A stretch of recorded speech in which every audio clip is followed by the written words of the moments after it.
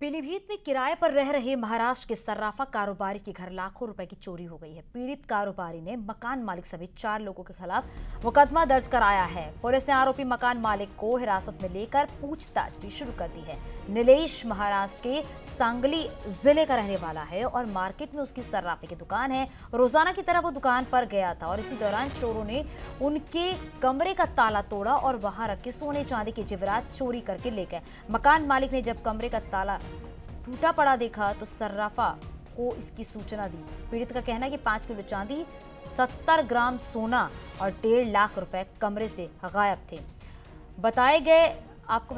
बताते चले कि बाकी तीनों किराएदारों का पता नहीं चल पा रहा है। पुलिस उनकी तलाश कर रही है।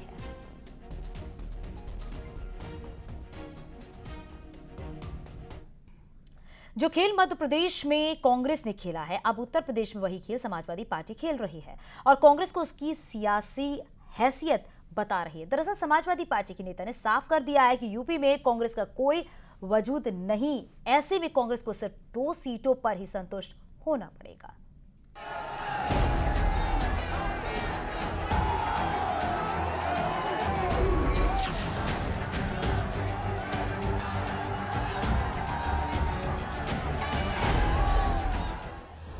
राज्यों में मिली करारी हार के बाद अब कांग्रेस के लिए यूपी में संकट की दीवार खड़ी हो गई है और ये दीवार किसी और ने नहीं बल्कि कांग्रेस के सहयोगी दल समाजवादी पार्टी ने ही खड़ी की है।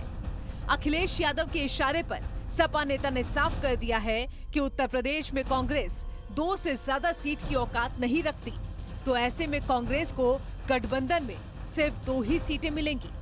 सपा नेता ने कहा, कांग्रेस के गलत फैसले से चुनाव हारे, गठबंधन एकता का खराब संदेश गया।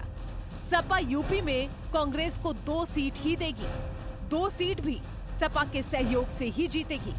यानी कि साफ है कि कांग्रेस के साथ यूपी में गठबंधन सिर्फ इसी शर्त पर होगा जब कांग्रेस 2 सीटों पर ही चुनाव लड़ने के लिए हामी भरे, क्योंकि अखिलेश यादव पहले ही बोल चुके हैं, यूपी में इंडिया गठबंधन से सपा सीटें नहीं मांगेगी बल्कि गठबंधन दलों को सपा सीट बांटेगी। कांग्रेस के गलत फैसलों के कारण केवल 3 राज्यों के विधानसभा चुनाव कांग्रेस नहीं आ रही है।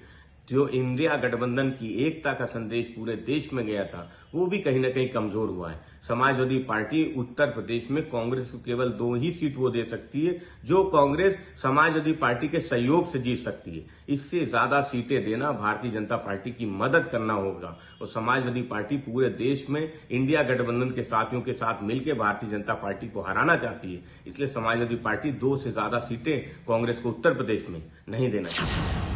पहले मध्य प्रदेश में सीटों के बंटवारे पर गठबंधन में कलेश, जिसका खामियाजा पार्टी पहले ही भुगत चुकी है। तो अब कांग्रेस के लिए अखिलेश की नई गाइडलाइन, राहुल गांधी से लेकर मल्लिकार्जुन खड़गे को परेशान करने के लिए काफी है, क्योंकि सीट शेयरिंग पर समाजवादी पार्टी ने फरमान जारी कर दिया है। तो अब कांग्रेस की तरफ से गोलमाल जवाब दिए जा रहे हैं। किसी नेता के बयान से सीटों का बंटवारा नहीं होगा। इंडिया गठबंधन के अंदर सीटों के बंटवारे को लेकर, चुनाव की रणनीति को लेकर एक प्रॉपर कोऑर्डिनेशन कमेटी है, वो तय करेगी। किसी सपा के नेता के बोल देने से नहीं तय हो जाएगा।